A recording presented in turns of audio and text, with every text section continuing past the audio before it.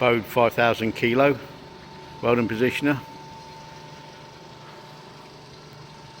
The square table. Slight issue with the gearbox on the rotation.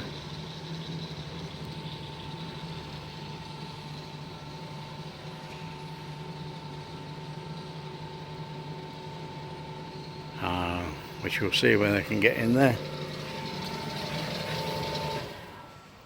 Obviously the foot plate is broken on the gearbox.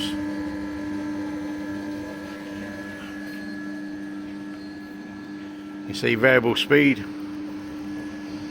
forwards and reverse, which is controlled by a pendant.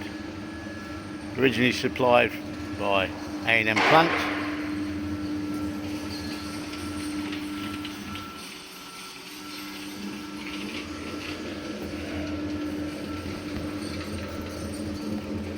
I say being sold as is or fully refurbished as is.